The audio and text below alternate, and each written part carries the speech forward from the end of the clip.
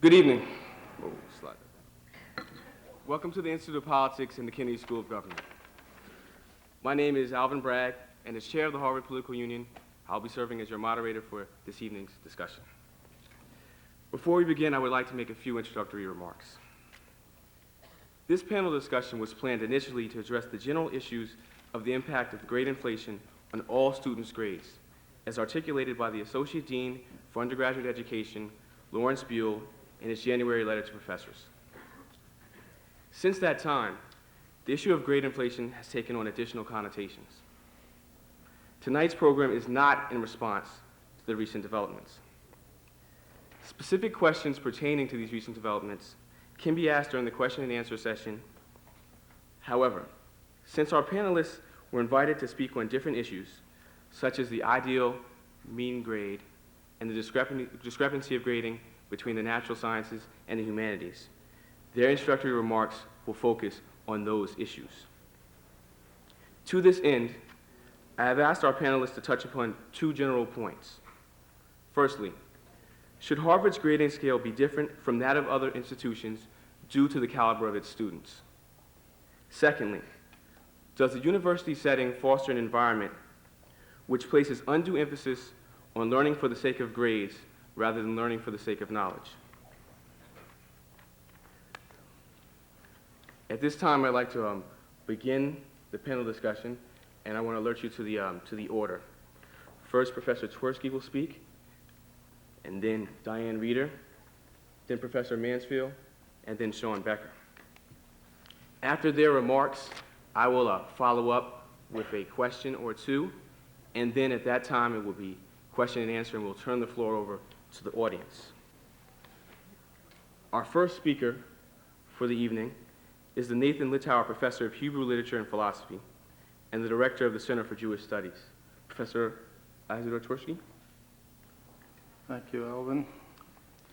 I want to start with a break for station identification before we begin. That's necessary in order to clarify what I'm doing here tonight. Just this afternoon, a few hours ago, somebody who's known me for a long time asked me, "Are you really appearing at the Institute of Politics tonight? Are you speaking?" And I said, "I'm going to participate in a panel." His amazement, I assume, and his incredulity were rooted in the perception he had of me as an ivory tower scholar who is far from politics. I don't know about the first part of that, but I'm an ivory tower scholar, a historian of ideas who spends most of my time in Widener Library. But I am far from politics, and that will carry over this evening. I want to emphasize as forcefully as possible that my concern is not political. That's not the focus of my thinking about the issue of the topic that was announced for tonight, and I have an amendment to that as well. But as I say, it's not politics, it's certainly not educational politics. My concern is also not sociological. It's purely educational. In other words, I'm concerned with the quality and the content of teaching at this university. My interest is in rigorous teaching, and whether marking is lenient or stringent is totally secondary, peripheral. Rigorous teaching is one focus. Related to that is the proper, judicious selection of texts and reading material, which presumably would be meaningful and enlightening for students. And third, perhaps most important, sustained attention to constructive modes of study, modes of analysis and interpretation. How do students learn? How do they learn to think?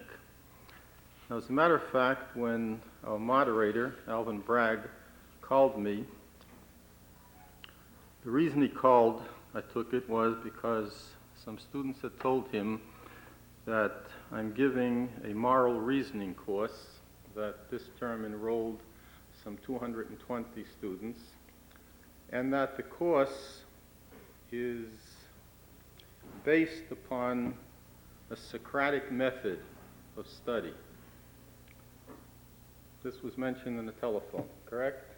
Yes, sir. Socratic method of study means a dialectical method of question and answer, but more important is that this dialectical method is applied to the close reading of texts. That course, the reading in that course consists only of primary sources. There's no secondary literature that's assigned. Students get big bibliography about halfway through, and that's just for kicks, for their own amusement and edification. But the assigned reading is all in primary sources. And the method is intended to work out the meaning, the insights, and the conclusions of these texts together. I don't lecture as far as possible. I try to keep this Socratic method going by the careful analysis of texts. I'm not selling anything in the course. The opinions analyzed are not there to be graded. In other words, Aristotle and Maimonides and a little bit of Nietzsche, St. Thomas Aquinas. Our purpose is to understand them, not to grade them. Now, if somebody will be comfortable or uncomfortable with the views after they've crystallized, after some system has emerged, that's an individual matter. Whether I say whether one will be comfortable or uncomfortable with the ideas of morality. This happens to be concerned with the question of moderation and extremism. Now, I want to just add, and that I'll conclude, that this method assumes that the text which is being studied makes sense, and secondly, that that sense is discoverable by careful study. In other words, there is here implicitly a total repudiation of what goes by the name of deconstruction.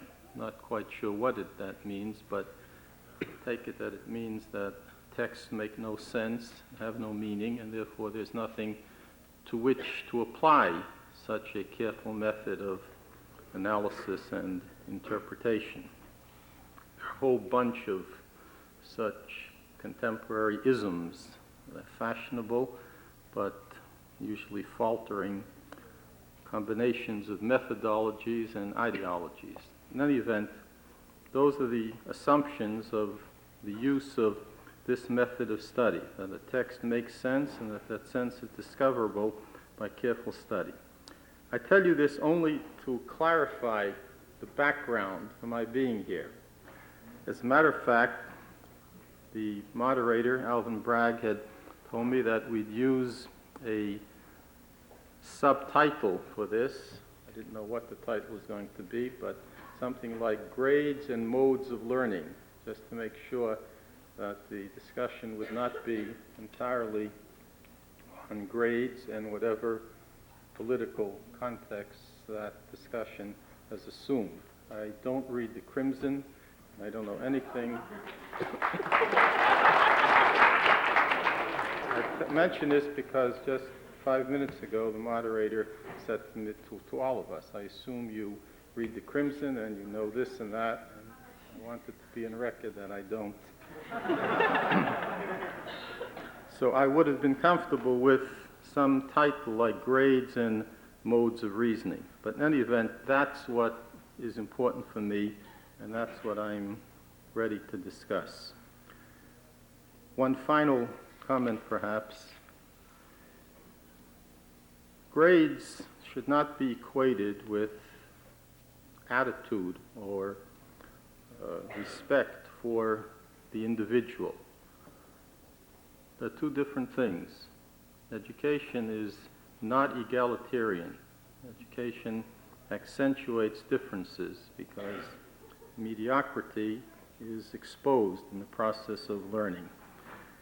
I'm not concerned, I never have been, and I don't see any reason to change, that a course should, whether it has 20 students or 200 students, needs to have a curve, that there need to be so many A's and so many C's and so many C minuses. I think that to artificially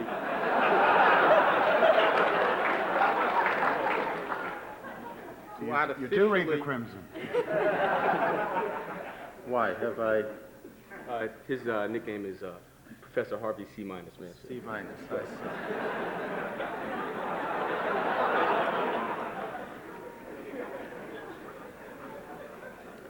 That's what in Hebrew is known as prophesying without knowing that one was prophesying. In any event, I certainly would not consider artificially, for extraneous, non-academic reasons, introducing a curve into a course. As I say, whether there are 20 or 200 students, if the grades that I end up giving, or that the students receive, are high, and this has been pointed out to me, that when a student gets an A, the student will say, I got an A. The student will get a C plus, he'll say, he gave me a C plus. Not that I got a C plus. But in any event, if the grades that the students get are high, I like to think it's because the students have done their job well and that I have done my job well. And I'm not at all discomfited if all students will get A's or A minuses or B pluses or what have you. There's no room, I think, for an artificial curve. I think that any premeditated grade inflation should be seen as an insult to the student, as an insult to the subject that's being studied, and an insult to the instructor who is evading his or her responsibility. Thank you, Professor Twersky. Our next speaker is... Go ahead.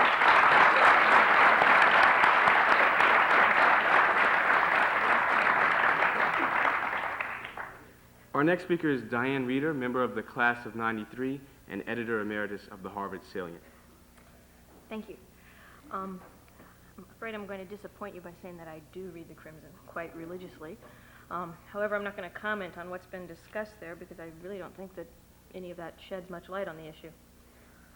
The facts are that the average GPA in the natural sciences at Harvard is an 11.6. That's almost a B+. The average GPA in the humanities is a 12.6. That means that a B+ is below average. Those of you who pride yourselves on never making any grades lower than an A- should perhaps stop feeling so smug. The fact is, a very high percentage of your peers are making the same grades as you. The fact that Harvard doesn't issue specific class ranks has only served to hide this fact from you. It is probably no coincidence that most of your friends also have straight A's. In some departments, in fact, A stands for average. In some departments, A stands for average. It is literally impossible to earn what is technically an above-average grade. And it's not because there are no above-average Harvard students, it's simply because there are no above-average grades here. The professors are forced to give the same grades to both average and above-average students. Many people argue that since Harvard students are by definition above average, we all deserve high marks. But if this is really true, why are we bothering with a letter-graded scale? Why not grade every class on a pass-fail basis?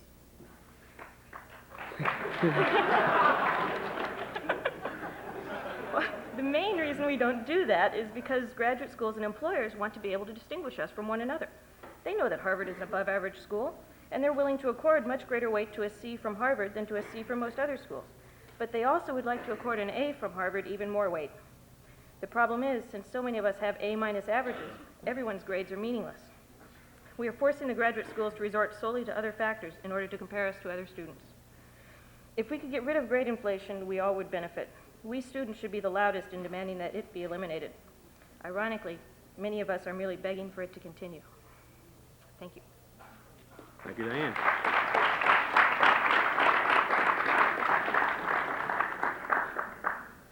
Our next speaker is Frank G. Thompson, Professor of Government, Harvey C. Mansfield, Jr. Thank you, Mr. Bragg. Grade inflation has been a long-standing concern of mine since at least 1973.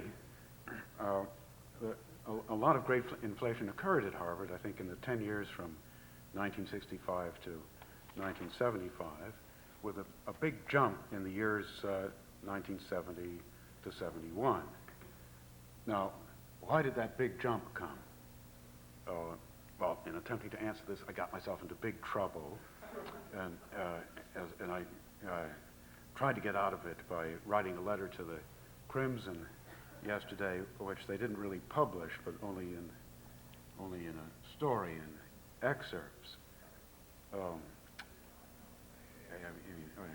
An editorial decision of theirs, which I find unfortunate because I think it constrains the debate tonight, and also is somewhat unfair since Mr. Zahir Ali's criticism of me was printed in full and my response was not. Also, the Crimson article today omitted a remark which I made about a Crimson editor.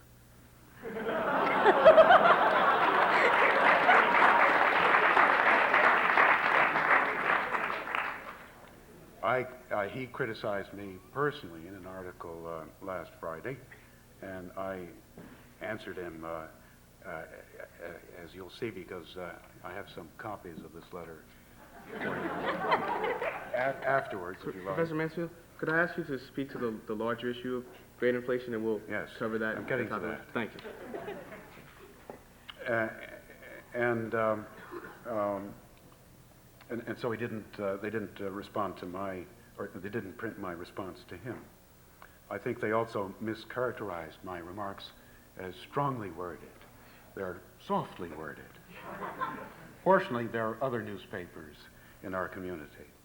And so I won't duck this question, and indeed you don't want me to continue on it. I won't duck it in the question period, but I don't want to discuss it any further right now. What's wrong with grade inflation? It's unjust. It buries and obscures necessary distinctions of academic judgment. It's true that grades are not the be-all and end-all. You can live 100 years with bad grades. You can make hundreds of millions of dollars. You can get elected president, all of that, with mediocre or even bad grades. But grades are important for us in our community. Being a student in the fullest sense means being a good student. I don't know if you've heard the old joke, how many students are there at Ohio State? Answer, about 1 in 10. Well, so actually I heard that at Ohio State. It's necessary to distinguish good students from not so good ones so as to give proper dignity, you may not believe this, proper dignity to the life of a student. It's good to have a good time at Harvard, but you shouldn't be fooling around for 4 years. You should be doing your best. Self-expression is fine, but self-expression is not diminished when it's held to the standard of excellence. Those standards, I think, are the duty of the university and the faculty to maintain. Those standards have to be serious. It means that we on the faculty are giving serious consideration to the work of a student. The trouble with pass-fail work is that if you're a faculty member, it's hard to read carefully if that's the only decision you have to make. Now, how can we cure grade inflation? The problem in the cure is greater sovereignty, and that's something we shouldn't violate. That is the principle that each professor should give his own grades without having them imposed on him by some higher or even lower authority. But the difficulty is that we trust each other. There has to be mutual trust on the faculty not to debase the currency. The professor who debases the currency, our common currency, I think violates that mutual trust. So to cure the problem that we have now, I think we do have to act together. And I think that acting together requires the use of curves, which should be suggested for most courses, but I think could be required for core courses.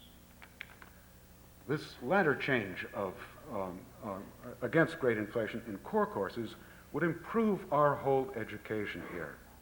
The rottenness in Harvard education is at the core. Core courses are much attended, but they have, I think, a rather low reputation. They're too easy.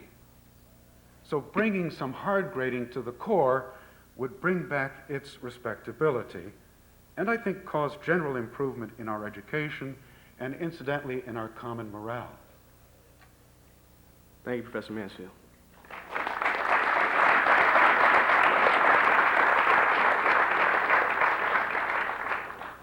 Our next speaker is Sean Becker, a member of the class of '94 and co-chair of the Undergraduate Council Academic Committee. Thanks. First and foremost, let me assure you that I don't come here with friends who coast through here with straight A's, or I don't think many of us easily coast by on B pluses. I think we'll attest to the fact that some difficulty actually exists. To understand why we're here tonight, I think it's important to understand the history of this issue and why it's become something that we're talking about. And this year that began, I'm sorry I don't go back to '73, but with the memo that Dean Buell sent to the faculty, in which the discrepancies between departments were highlighted. Diane, you brought them up earlier. Dean Buell's recommendation was for professors who noticed that their average GPAs differed greatly from those classes within their departments or within other departments. Impose more scrutiny on their classes, that they examine the work of students, and then that they consider the grades that they give. I think that's important to realize that that is the spirit of evaluating grades, and that deflating grades across the board or imposing strict quota or curve systems is a method that will punish and really not distinguish Harvard undergraduates. First and foremost, it's important to realize that grade inflation has not occurred simply at Harvard. We like to flatter ourselves, but we don't live in a vacuum here.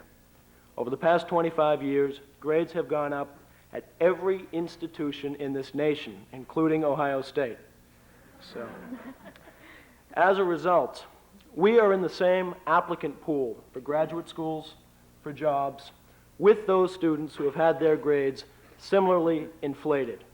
And while, Diane, it's true, a C from Harvard may indeed hold more weight and get more consideration than a C from another university, a C that has been perhaps a deflated B plus from Harvard does not receive the same weight as an A from another university. And that's very important, especially considering that graduate schools, admissions offices, and employers are very much quantitatively driven when evaluating who to accept. If I want to come to the law school, to the Kennedy School here, or something more than a guest, I have to have a certain GPA just to get my foot in the door, just to get realistic, legitimate consideration. Meanwhile, if my grades are deflated, I'm going to be in an applicant pool with students from other universities who have the GPAs and thus the credentials to receive consideration.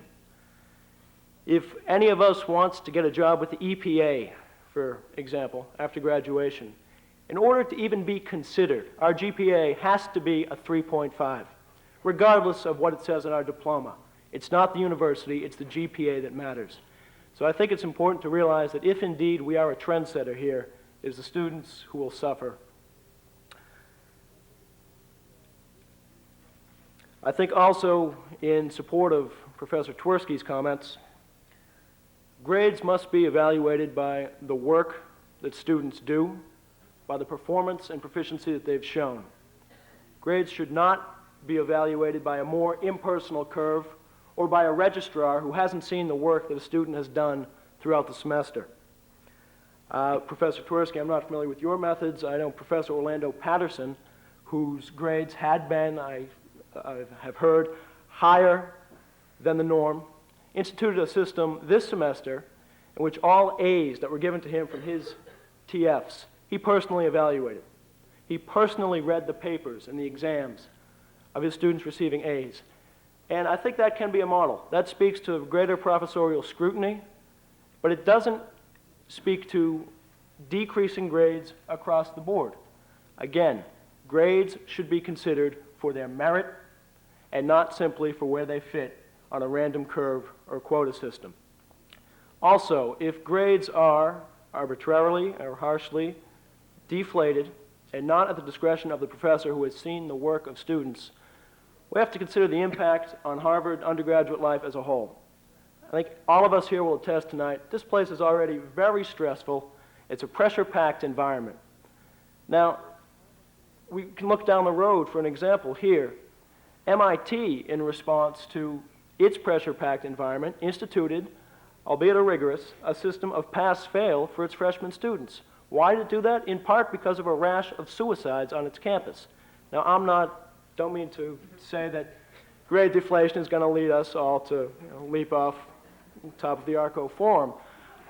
However, I think it is important to realize that it will create a more stressful, competitive environment in which we are competing for grades for grades' sake, as much as learning for knowledge's sake. And I think that's one of the issues we speak to tonight. Finally, I'd just like to say that distinctions are made. We're not all lumped together. The government department, from which Professor Mansfield comes, is the largest department on campus. 242 students graduated last year. 0 received summa cum laude. Distinctions are clearly made. The sociology department, often accused as being, lest I say, one of the easier departments on campus, so I've heard, had 1 summa from 30 graduating seniors last year. Distinctions within departments are still made. I think that's important to realize. So I think, in closing, just in summary, the spirit of Dean Buell's letter should be considered. Professors who find their grades whose grades abnormally deviate from the mean, either within their department or find their departments deviate from each other, should indeed take a more active role. They should scrutinize their students' work, and they should be able to objectively evaluate students' work based on the work itself. To institute a more rigid curve system, a quota system, would only punish Harvard undergraduates, however. It would punish us because, as I say, we're not in a vacuum, and it would cause an environment in which, a very stressful environment, I should add, in which we are competing for grades and not competing for knowledge or here simply to learn.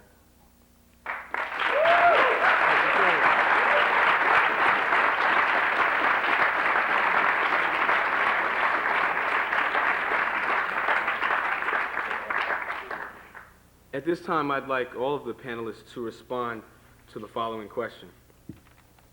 In a January 6 article in the Chronicle of Higher Education, Professor William Cole proposed a few strategies to change grading practices. First, change from a letter grade-based grading strategy, A, B, C, D, F, to a strategy of excellent, very good, good, pass, and fail.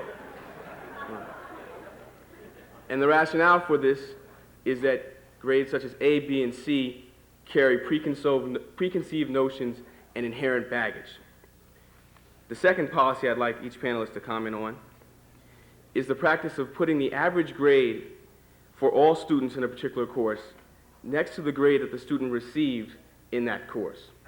Therefore, any admissions office or potential employer would be able to contrast the student's grade with the average grade. I guess that we'll go forth in the same order that we did the introductory remarks. Professor Torsky? I'm unaware of what would be achieved by substituting excellent for A and very good for B. And the second point, it's not clear to me. Is this something that's being done, or is he proposing that it should be done? It's simply one strategy he thinks might be useful to improve grading strategies and assessing a student's grasp of the knowledge. in relation to admissions officers and anyone who might be using the grades to assess the students as to their knowledge of the course. Therefore, they could contrast the student's grade with the average grade in the course, thereby having a relative measure of success. I am not inclined to do that, but can't see any great damage in it. I certainly would not undertake to do that. Thank you. Diane? Everyone laughed when you suggested the excellent, very good idea, but I do agree with the point that A, B, C, and D have very strong connotations to them. My proposal is that we change our perceptions of these grades. I'm not saying it will be easy, but I think we need to get new connotations so that A's will become meaningful to us again. As for publishing the average grade in a class, that might be a very good idea, although it would be easier if we could just get back to a system where an A was constant from one class to another. It's the same thing. So. I think those are two very good ideas. They're sort of milder medicine than what I was proposing, but I think it is some help to try to translate the letter A into an adjective. And indeed, when I'm talking over with my teaching fellows, the grading in the course, I say, if it's an A, would you call this excellent? Would you praise it? If you would praise it means cum laude, with praise. Would you praise it? Okay. Now, you can graduate cum laude with a B average. So if you praise it, then that seems to be in the B range. If you call it excellent, then that's an A. If it's just satisfactory, that sounds like a C to me. And so I think it is some help to translate the letters into adjectives. And the second thing, I think it would be very useful to sort of discount each professor's grade by the average grade that he gave, and that, of course, I think that would tell you at a glance just how valuable his grade is, and it would also punish those professors who debase our common currency. As to the excellent good system, I think it may alleviate some of the pressure. I know that's Yale Law School's argument, but those categories come with baggage of their own, and I don't see how that would change things all that dramatically. As for putting the average grade on a transcript, it's certainly an interesting idea, and it may convey more information. Still, however, it should not substitute for greater professorial involvement. And I know I've heard, Professor Mansfield, you attach notes along with your A's or high grades, and that indicates more accurately how a student did than the average GPA. You know, some A's still are better than other A's. So maybe professorial notes would be tedious, but more effective than GPA. Well, it's true, I read the A papers too. Perhaps it doesn't take me as long.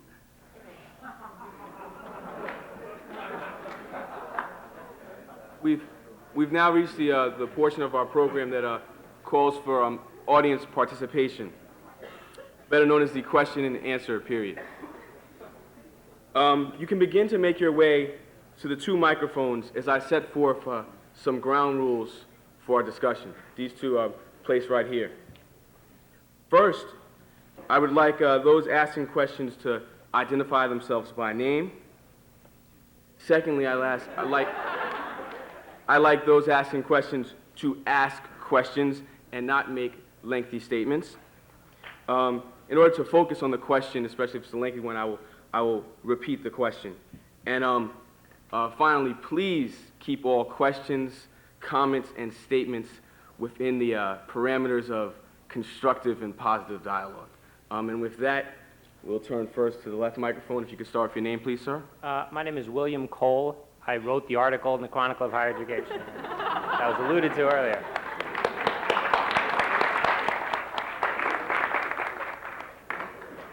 My question is this, and it's to all of you. I see that two issues have come up and not necessarily been separated. One is the question of grade inflation, and one is the question of grading parity.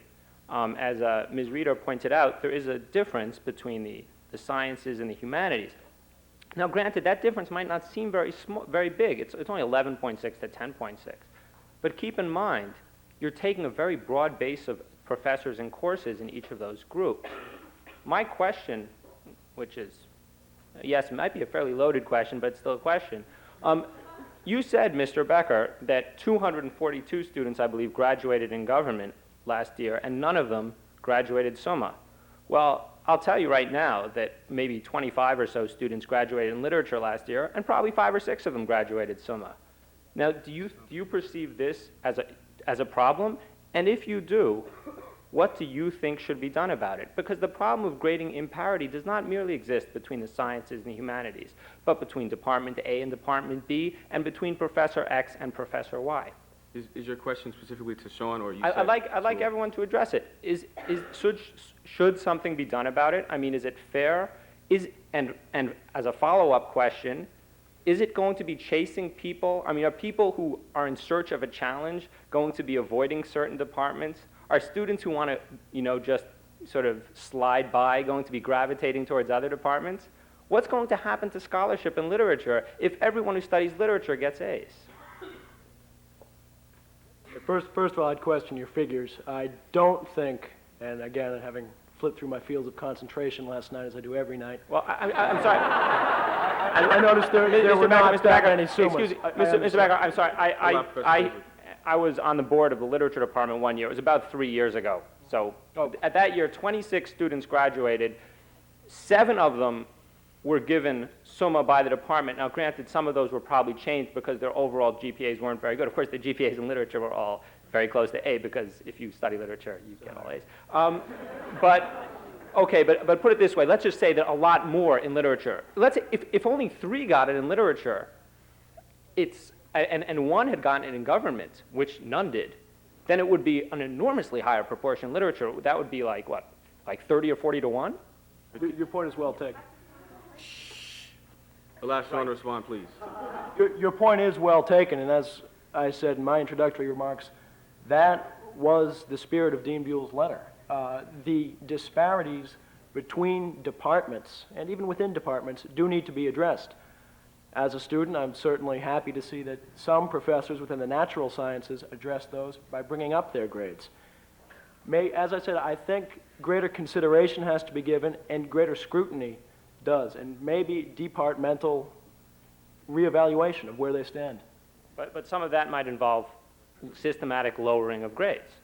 But not unilaterally across the board to all classes without consideration of the content or the work of the students. Right. This time, the 3 other panelists could respond to the issue of grading parity that I think that's a good distinction between inflation and parity, and it's surprising, really, that the disparities between departments still remain despite the inflation, because you might think that inflation might sort of overcome those disparities and give us all the same high grades. But somehow those distinctions still remain, except that they're much more anecdotal, and they don't appear on the official record. The problem of parity is precisely why I support an across-the-board, bringing back into line all at once in the departments to avoid hurting students in the interim. So definitely it does, I see the distinction, and it does concern me. Professor Tversky? Let me answer the question with a question. Your PhD is in literature? I regret to say that my PhD is in comparative medieval literature. Okay. I'm delighted to see you and hear you. I didn't read the Chronicle of Higher Education, but I noticed, and I brought it with me, the reference to your article in Harvard Magazine. And I found myself in sympathy with your comments about, at least your reflections or speculations as to what may have produced grade inflation in the area of the humanities. Some of the things you mentioned, relativism that has pervaded higher education, notion that everything is equally good, everything is equally valid, etc. That's all very well taken. I still, if I were standing with you and looking over your shoulder when you wrote that, I would have suggested other things that you might have added. I think inflated terminology, inflated rhetoric is as much a problem as inflated grades. And jargon, which tends to obfuscate rather than to clarify, is a more serious problem than grades. That's all part of what I had in mind when I said I'm concerned with rigorous teaching, with trying to get students to work rigorously and to think precisely and so forth. I would, if anything were to be imposed across the board, I would suggest the following, that every professor and every student should have to restate any lecture or any thesis presented without using any jargon, without using any inflated words. In this course of mine in moral reasoning, I tell the students in advance, and we agree upon this, that there will be not more than 6 technical, fancy, highfalutin terms like eudaimonia or teleology, and the only reason we use them is as shorthand, but we all agree on what they mean and that they're there only for shorthand. But a statement that can't be made intelligible without jargon should be rejected. I was taught to study. One of my teachers very rigorously used to tell me regularly, if you need 5 words to formulate an idea, don't use 6 and don't use 4. And if you do either, then there's something wrong with your formulation.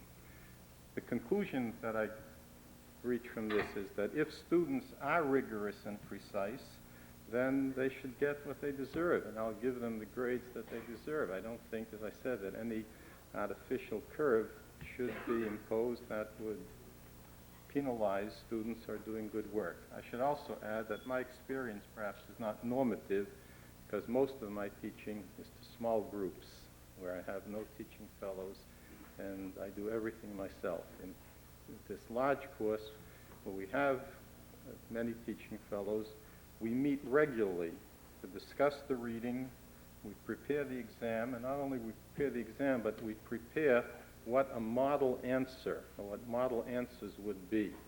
This is an attempt to bridge the gap between hard sciences and soft sciences. Now that's a distinction that's been with us at least since the time of Aristotle. He didn't use this terminology, but he, at the very beginning of the ethics, said don't expect of what we would call soft sciences the same rigor that you have in the hard sciences and the natural sciences.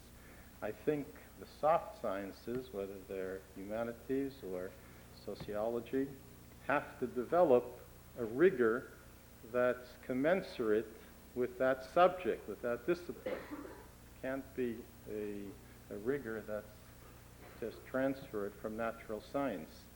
I don't know how there can be great inflation in natural sciences, and I gather from Dean Buell's letter that there is great inflation there as well.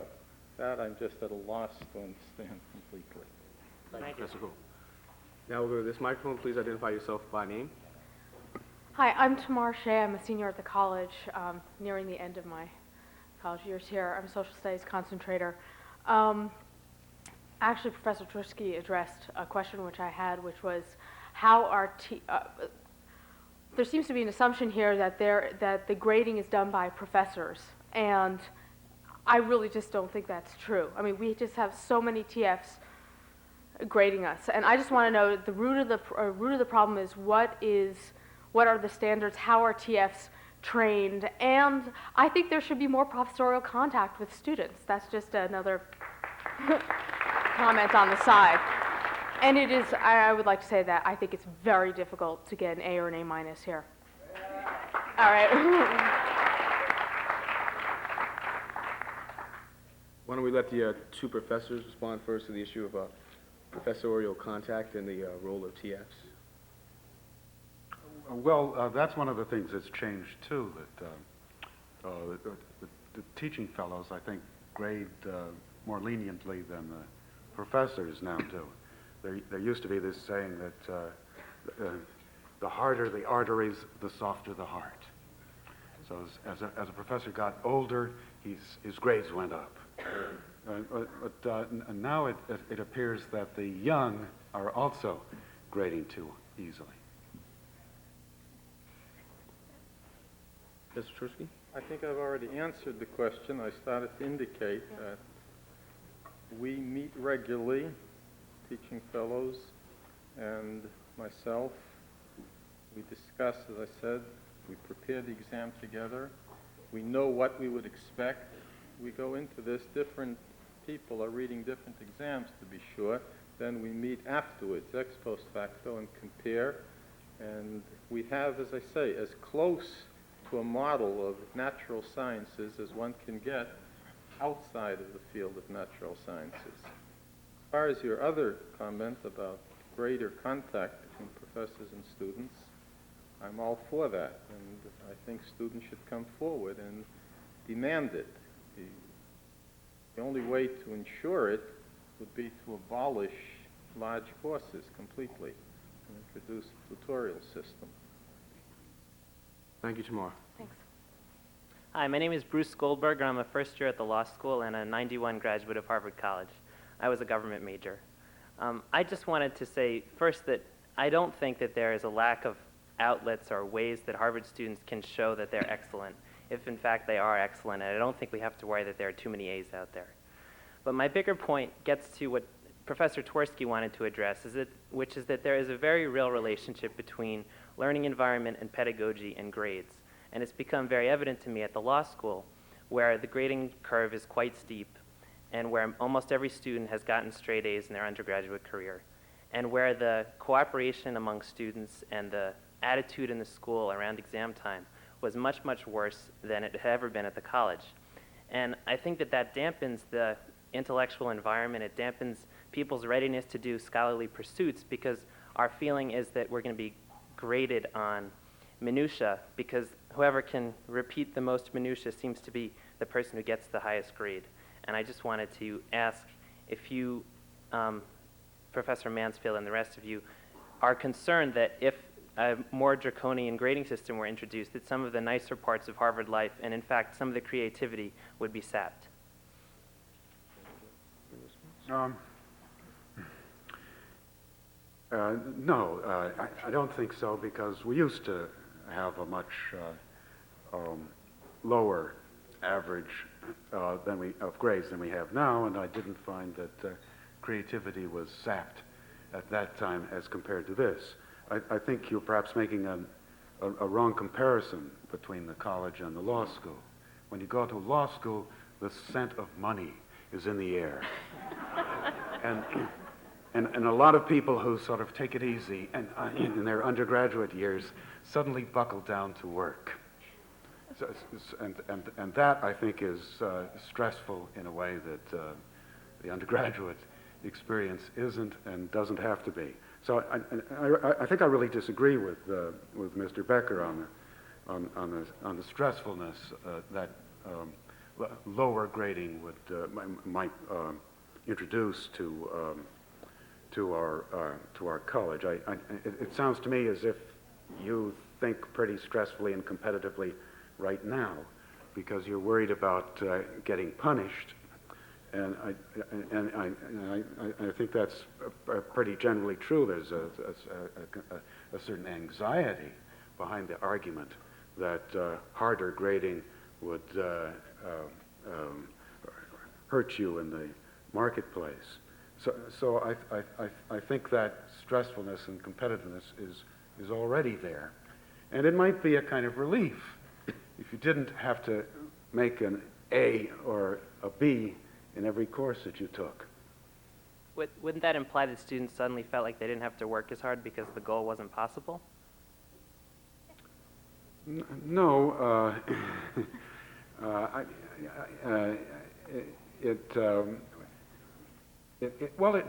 suppose it might for some, for the C student,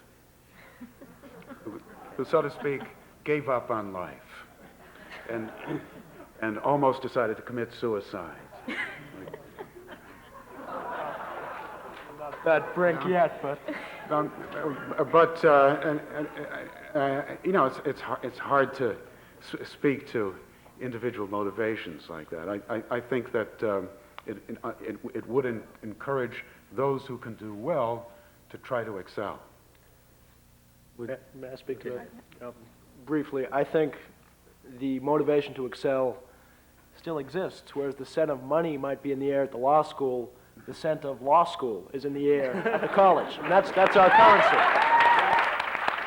That is the root. And to establish, I mean, you can testify to this better than anyone, to establish the more rigorous standards would only exacerbate an already bad situation. First of all, I want to say that if we didn't have grade inflation at the undergraduate level, we wouldn't have a Harvard Law School that's filled with people who made straight A's.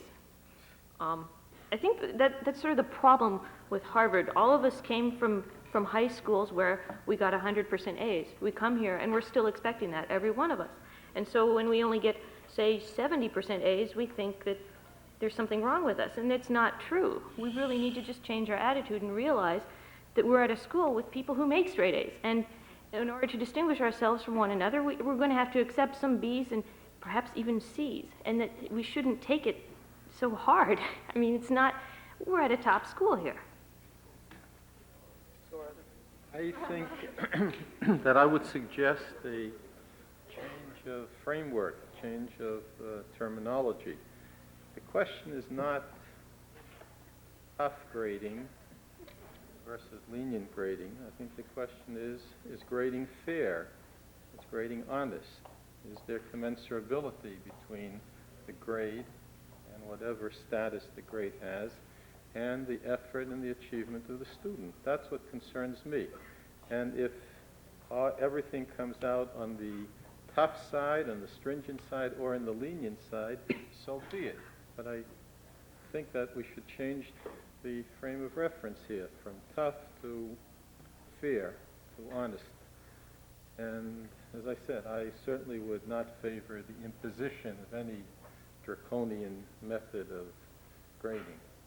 As far as your situation at the law school, I think you probably should be at Yale, where I'm told that first-year students are much happier than they are here. Well, it's true, and I actually had the choice to make, and I told myself, I just want to make the point. Please, quiet. Just briefly, there's a big movement at Harvard Law School to change the grading system, and I think that the reason for that is that there is a real correlation between the kind of work Change the grading system or in terms of teaching system? pass-fail in the first semester. Well, that's another issue. All right, thank you very much. Yeah, in Linked fairness- up with the teaching system. In fairness to our other students waiting in line.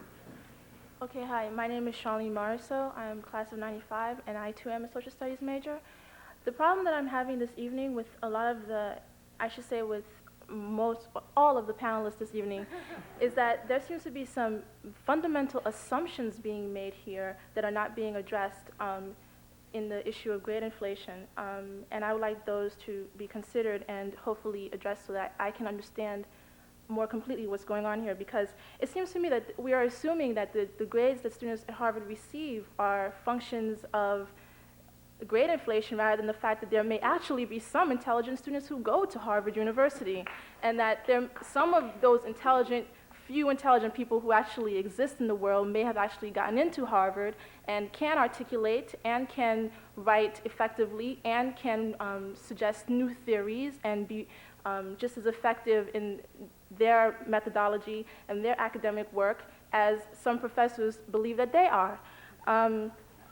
There also seems to be an assumption that grade inflation is a function of students' capabilities and not a function of how TFs are grading papers to make themselves appear to professors, or how professors are grading papers, those who do or who view papers, to make themselves appear to the university. I would like that to be addressed. Are there TFs is this an issue? Are there TFs who may decide to give more A's or less A's than are deserved because it's a reflection of their teaching capabilities? And finally, I have a very general question is, how can you have consistency, as someone addressed on the panel, from one discipline to another when the disciplines themselves are not consistent. You can't just place government next to sociology and say they're in the social sciences, so there should be this number in government, this number in sociology, this number in English, this number in literature. It doesn't exactly work that way in my mindset. I would like to know, how can you place data on subjective sciences? Okay, perhaps we'll start with Sean again. And it seems as if the two most prominent issues there are once again the grading parity and discrepancy and how one should actually grade in the humanities, and an inquiry about why teaching fellows give the grades they give. And also, is it conceivable that students could actually deserve the grades that they get? For all of my A's, yes. Both of them. As to address part of your question about TFs doing the grading, as I said at the outset, that is a very important issue, and that is why we encourage greater professorial involvement and scrutiny, so that there would be less inequity even within classes, down to the class level.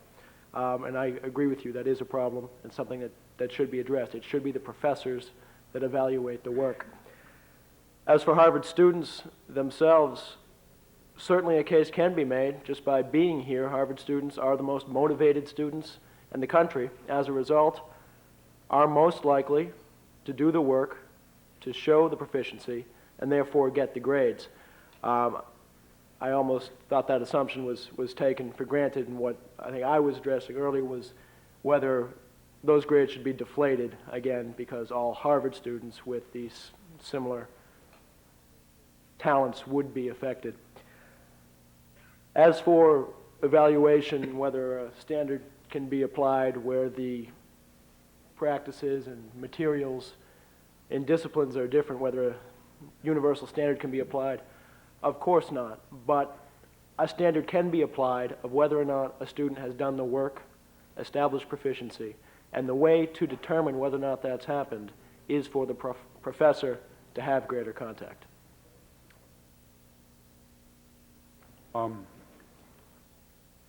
Well, on the discrepancy between different departments, I guess I would repeat my remark that we haven't been able to do away with disparities. We've done away with many of the fair disparities, which would be revealed by a harder grading system, less lenient. But we've kept a lot of the unfair disparities, such as those between government and sociology, and between humanities and natural sciences. And it's true there are intelligent students at Harvard. And there are some not so intelligent students and some not so intelligent students. But the minimum is really very high. That's true. As Diane Reeder said, you all got A's in high school. But now you're in the big league. And you shouldn't be getting the same grades that you got when you were a kid. This is the big league, and this is the place where we have and should have a higher and more demanding standard. How good are you at Harvard? Your grades, therefore, you shouldn't expect them to be repeated here, at Harvard, what you got there. Just allow all the panelists to opportunity. I agree with you that most Harvard students are pretty intelligent. I think that a C from Harvard should mean intelligent work. I just think that a B from Harvard should mean very intelligent work, and an A should mean something really out of this world. As far as the Applause. Why don't you applaud that? Mr. Tversky? As far as your question about the role of teaching fellows, as far as I know, teaching fellows should not be completely autonomous. I've already addressed your question by indicating how we work together. The intelligence of students certainly is taken for granted, and as I said, if students deserve A's, all of them, then I'm comfortable with that. I think that we need to look a little bit, perhaps, at not at the teleology that I mentioned before, at the etiology of some of this confusion, some of the problems. And I noted with interest, because it was also with sympathy, the statement of Clark Kerr. Some of you know him. He was diploma chancellor in the University of California and then went on to become president, I think, of the Carnegie Foundation. And he said that there were two danger signals in universities as it relates to grading. One is when students demand and get academic credit for experiences rather than for coursework. I assume, let's say, activities associated with Phillips Brooks House would be the example here on campus. And the other is related to that, is when the cognitive quality of education is rejected. And his language was, if touchy-feely something is substituted for this cognitive quality of education. So those are the issues that concern me. If course is taught properly, if there is a discipline. Of course, there are differences, as I said, between soft sciences and hard sciences. They can't be eliminated. They have to be addressed honestly, constructively. But if all this is done, then again, I would urge that the issue is not grade inflation, but the issue is rigorous, honest, constructive, stimulating teaching. Okay. Thank you, Charlene. Next person. Hi, I'm Adam Hertzman. I'm a sophomore, also a social studies major. I think they're a monopoly this evening. And dyed-in-the-wool liberal, I'll tell you that right off the bat. Tree hugger, all of those. I have two questions. First of all, what I want to know is, am I the only liberal here who thinks we should have grade inflation? I mean, am I alone here? Am I clueless? And is it just the usual, what people see as the liberal touchy-feely attitude? So my question for that is, why do each of the panelists think that grade inflation has become a liberal versus conservative issue, which I totally don't understand being a liberal? My second question is to Professor Mansfield. In 1968 in the New York Times, it was in February, there was a front page article which discussed the fact that grade inflation was occurring at colleges because the United States Army required a certain grade level for students to stay out of the Army. And what I'd like to give you a chance to comment on your interpretation of why grades were inflated, and a chance to explain why you think it was something having to do with racism as opposed to something having to do with the Vietnam War. Why don't we start with Professor Twersky and tackle tackle your first question of liberal versus conservative. Then go to Diane, then go to Sean, and then allow Professor Mansfield to answer the first question, and then to end with the second question. Professor Twersky? I don't see that the liberal-conservative dichotomy or syndrome is at all relevant here. Nothing that I have said, I hope, reflects either liberal or conservative. As I said at the beginning, this is not an issue of educational politics. It's not an issue of politics. I wasn't quite sure what we're doing in the Institute of Politics, but it's certainly not an issue. I don't see that that's at all relevant to liberal conservative. I don't think I've said anything to indicate that this is a liberal conservative issue, except for being introduced as the former editor of a conservative magazine. But I don't think it's a liberal conservative thing. And have I said anything to indicate? No. I'm just addressing the fact that it seems like there's been this balance of debate. Many liberals are saying we shouldn't have grade inflation, and many conservatives are saying. And this isn't, Conservatives are saying we should have great inflation? yeah, are saying, no, Yes. other way Professor around. The Mann? conservatives are saying that we shouldn't have great inflation, and liberals are saying that we should. And I'm saying, I'm a liberal, why should I, why am I wrong by saying, Wait, why, so- why should I be, You understand the correction, correct? And you've answered it, most likely, right? Yeah, Um, I think it's a coincidence. Why don't we move to Sean for his answer, then we'll go to Professor Mann. I have little to nothing to add. I just see it as a Harvard College issue and not as an ideological one. Professor Mann, sir? Yeah, I'd like very much to look on it as a non-ideological issue.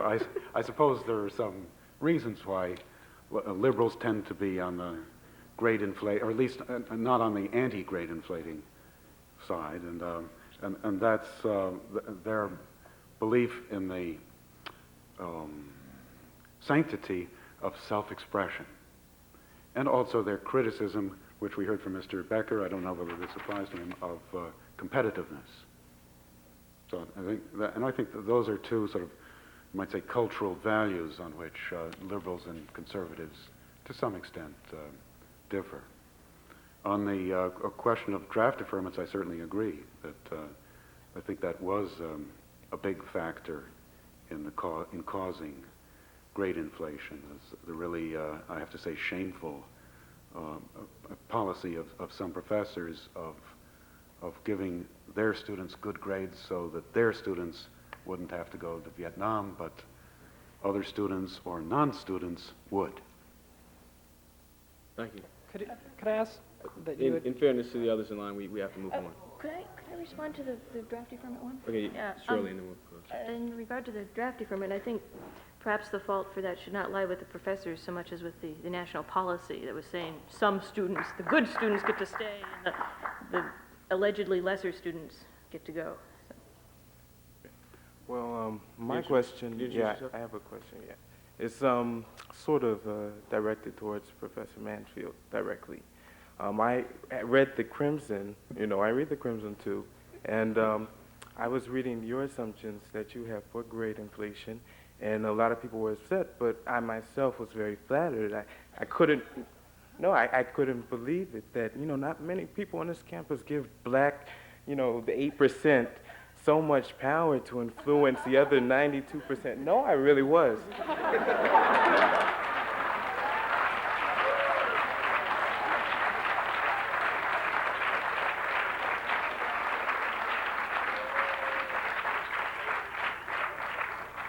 Therefore, my question to Professor Mansfield is I would like some evidence because I'd like to write a letter to my mother and send her back home because I got to tell her about this. Thank you.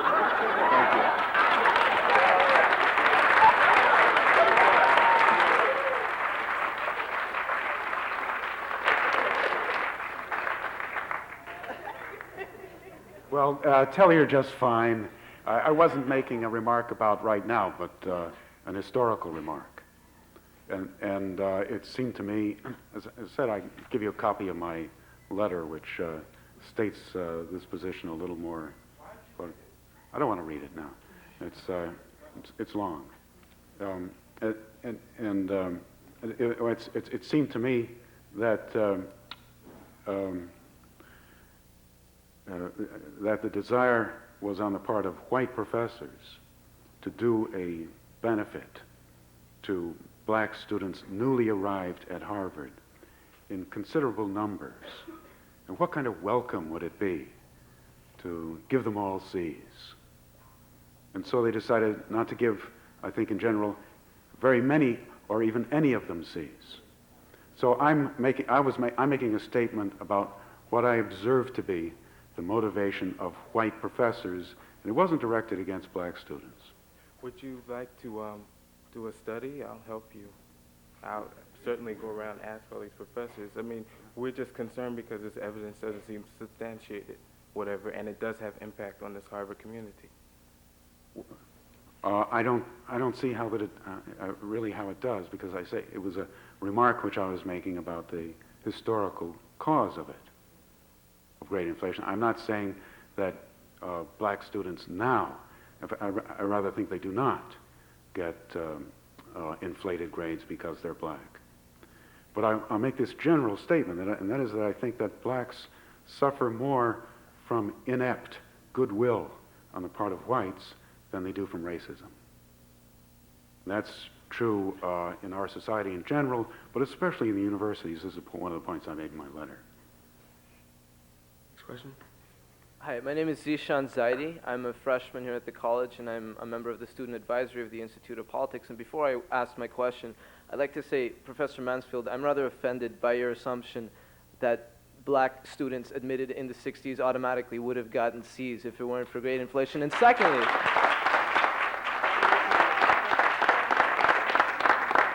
secondly, your failure to see that correlation does not imply causation, that black students were admitted in the late 60s in large numbers, and grade inflation happened to occur at that time, but that doesn't necessarily mean that one caused the other. My question, though, is of a different tone. Mr. Becker has outlined a number of outstanding reasons providing concrete examples of the harmful effects or potential effects of grade deflation, namely lower job acceptance rates, lower graduate school acceptance rates. I'd like to ask Ms. Reeder and Professor Mansfield to give me corresponding negative, concrete examples of effects of grade inflation. I have not seen, and this may be my limited exposure, but I haven't seen any straight A student banging his head against the wall saying, "Oh my gosh, my grades don't mean anything."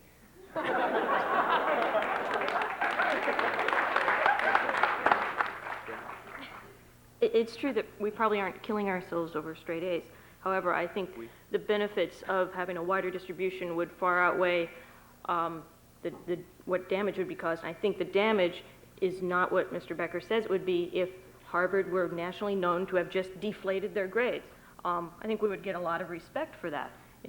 Harvard has a way of attracting national attention when we do things. If we adopted a policy that would bring an end to grade inflation, the world would know, and job acceptances would, adjust My accordingly. question was about the negative effects of inflation, not the possible positive effects. The negative effects are that it's okay. Dishonest. It's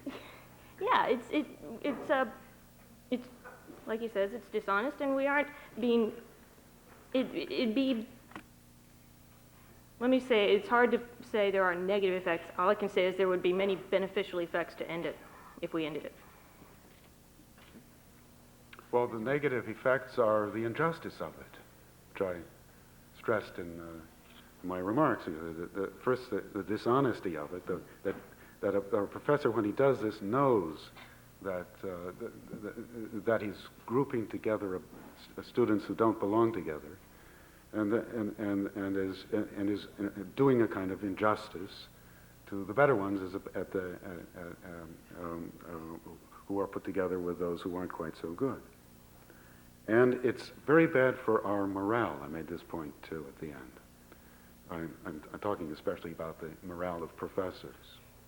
One of the great difficulties in universities today is that the professors have stopped believing in the value of what they're doing.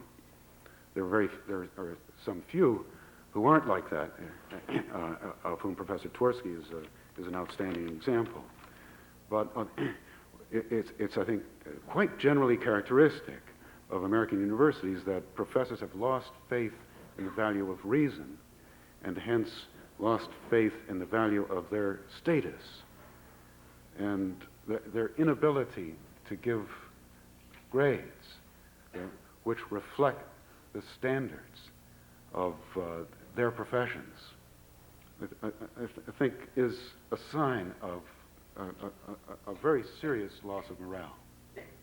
Let's go to this microphone, and this will be the second to last question. The last question will come from you. My name is Alinda Wheaton. I'm a member of the class of '96 and a possible government concentrator. And really, I have a two-part question. The first part being that, you state that the grade inflation is due in part to the influx of black students in the 1970s. And I really, I'm not an applied math concentrator, but I just can't see how a percentage of a class that represents approximately 7% of the Harvard population is going to affect such a change as that. I really don't see it. I wonder if you could explain that. And the second part being that you said that black students on this campus and, black society as a whole suffers more from white people, basically placating us and giving us, just placating us, I suppose you could say, and rather than racism.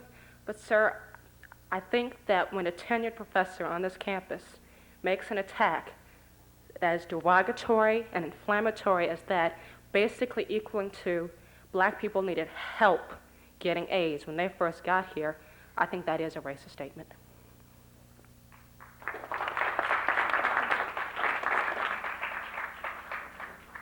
Well, I guess I don't think so. What happened was that, what I think happened was that, one of the things that happened was that when the black students arrived here in some numbers, there was 7 to 11%, there was an unwillingness to give them C's. But since you weren't giving C's to black students, then you wouldn't give them to white students.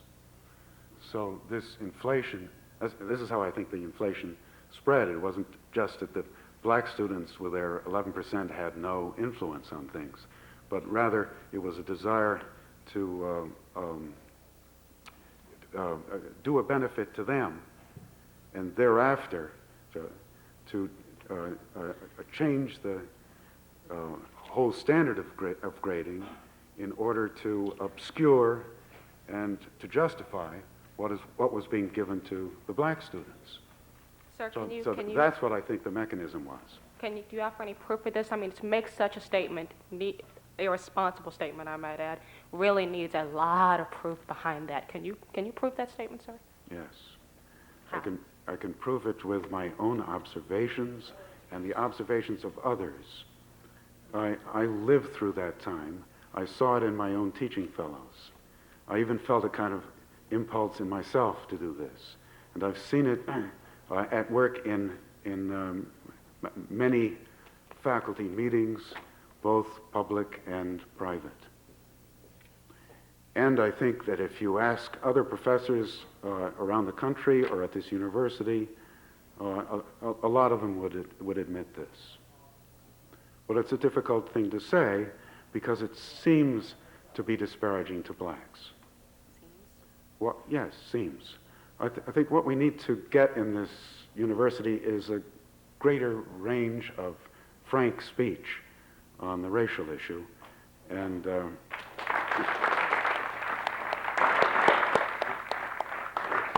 the purpose of my remark was to widen the range.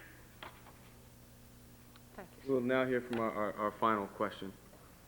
My name is Estella Torres. I'm a junior and the chair of the Academic Affairs Committee of the Harvard Foundation. I guess my concern, a couple of things. First is that when you make a statement about inflation being due to a certain group, a blanket statement, that's assuming, of course, that as we all realize, that group did not deserve the grades that they got. And as a woman, as a student, as a non-black, I am offended by that. And I don't think it should be a battle between yourself and one student or yourself and one group. It affects all of us when you make blanket statements like that. And the question I have is this: if you make a statement that a certain group did not deserve the grades that they got, which is basically what was said, how do you feel that affects students today that are struggling sometimes with just being comfortable at Harvard? Myself, I would think that it would greatly hurt them and influence their confidence, and especially in a certain classroom where they feel a professor holds that belief. What do you think about that effect on students? And I think that should be our main concern. Oh, no, I don't. I think a university is about the search for truth. Our motto is veritas. It isn't feeling good, and it isn't about offensiveness. You shouldn't be offended.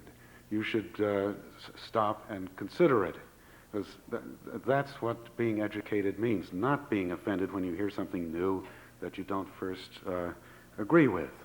And what I was saying was not, again, to repeat, not disparaging to black students. I was saying that both they and whites were overgraded. Well, just... And I think they still are. Okay. The thing I'm saying is, if a person is in your classroom and they believe that you hold these views about their group that they're in, a blanket statement, don't you think that would affect the way that they feel, that you would feel towards them, is my question. No. Okay. Now, don't mess with my students. I'm like a mother bear when it comes to them. And I think they understand that I'm not unfair and unjust in that way. That marks an end to this evening's program. I want to thank everyone for joining us.